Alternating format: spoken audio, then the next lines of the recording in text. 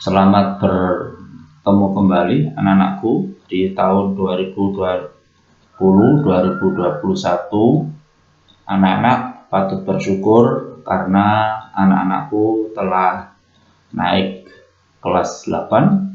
Jadi kita mengucapkan alhamdulillah kita bisa mengikuti pembelajaran sekalipun tidak langsung tatap muka karena memang situasi yang seperti ini masih belum kondusif, belum bisa terhindar dari COVID-19 sehingga anak-anakku harus belajar di rumah.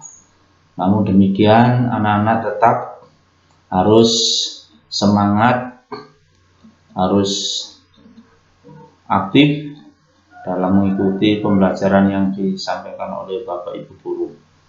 Kali ini Pak Guru akan menyampaikan mata pelajaran PPKN dengan judul Memahami Kedudukan dan Fungsi Pancasila. Anak-anak, Pancasila itu sudah menjadi dasar negara, sudah menjadi pandangan hidup bangsa, dan Pancasila itu merupakan landasan dalam berbangsa dan bernegara.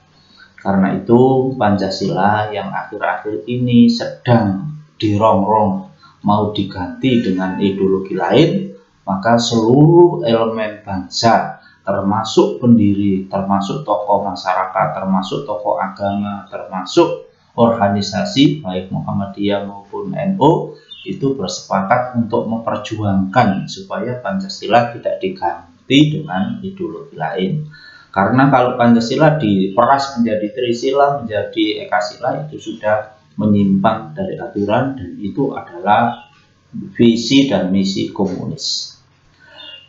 Pancasila itu yang biasa kita peringati setiap tanggal 1 Juni itu merupakan hari lahirnya di mana Pancasila diakui dan diterima sebagai dasar negara. Jadi kalau kita sebagai warga negara kemudian menjalankan perintah dan meninggalkan larangan, melaksanakan ibadah, itu berarti termasuk melaksanakan sila pertama, yaitu ketuhanan yang Maha Esa. Jadi sebenarnya kalau kita sebagai warga negara, sebagai bangsa Indonesia, maka tidak hanya melaksanakan kewajiban beribadah, tetapi bersilaturahim atau saling kerjasama, taposliro, ya, ikut merasakan penderitaan orang lain. Sehingga kita terpanggil untuk memberi, membantu. Ini merupakan pengamalan dari sila kedua. Apa? Kemanusiaan yang adil dan beradab.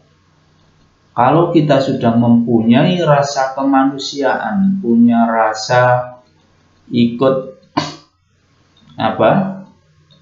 merasa ya bagian yang dirasakan orang lain, maka rasa berkemanusiaan kita itu muncul atau tumbuh sehingga kita mau membantu, kita mau meringankan beban orang lain. Nah, setelah itu kemudian kita berpikir untuk kepentingan orang lain sehingga kita perlu musyawarah. Dan musyawarah itu merupakan pengamalan dari sila ketiga, yaitu ya persatuan Indonesia, bersatu.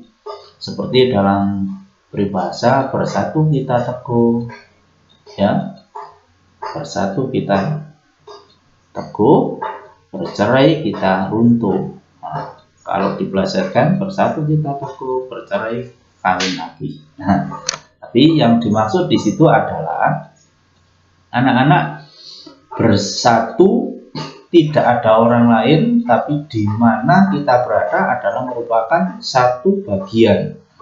Jadi semua di dalam lingkungan kita itu adalah saudara, bagian dari keluarga kita, tidak ada orang lain, sehingga kita perlu bersatu, tidak bertengkar, tidak bercerai, dan tidak saling menyakiti. Nah, kemudian pengamalan Pancasila keempat adalah kerakyatan yang dipimpin oleh hikmat. Artinya bahwa rakyat sebagai warga negara kita itu ada yang memimpin, pemerintah, dan pemerintah itu membuat suatu aturan yang berusaha melindungi masyarakatnya, sehingga masyarakat yang diatur itu mengikuti apa yang dibuat oleh pemerintah. Dan sila yang kelima adalah keadilan sosial, artinya bahwa dimanapun kita tempat tinggalnya maka diperlakukan adil. Sekarang sudah ada di desa-desa listrik masuk desa, di kota juga demikian, sehingga keadaan di kota di desa itu harus sama. Itu yang disebut dengan adil. Itulah yang dinamakan dengan pengamalan Pancasila di dalam kehidupan sehari-hari. Nah, Pancasila itu merupakan antara sila 1, 2, 3, 4, 5 adalah satu kesatuan yang tidak bisa terpisahkan. Karena itu kita wajib melaksanakan nilai Pancasila secara universal, secara menyeluruh. Bangsa kita itu menanamkan nilai-nilai universal di dalam Pancasila, yang dikatakan dengan founding father. Kita sudah merumuskan ini, artinya dasar, bapaknya, father, bapak daripada aturan-aturan yang bersumber semuanya dari Pancasila yang diperlakukan di negara kita Indonesia ini. Itulah anak-anakku sekelumit yang Bapak terangkan, dan anak-anak sekali lagi harus ingat, harus paham, harus mengikuti apa yang menjadi penjelasan dari Pak Guru ataupun Bu Guru, sehingga anak-anak tidak sampai ketinggalan. Karena nanti pada saatnya kalau kita sudah masuk, kita akan bertatap lagi, kemudian kita akan bersama-sama melaksanakan kegiatan di sekolah, dan suatu saat juga akan diadakan evaluasi.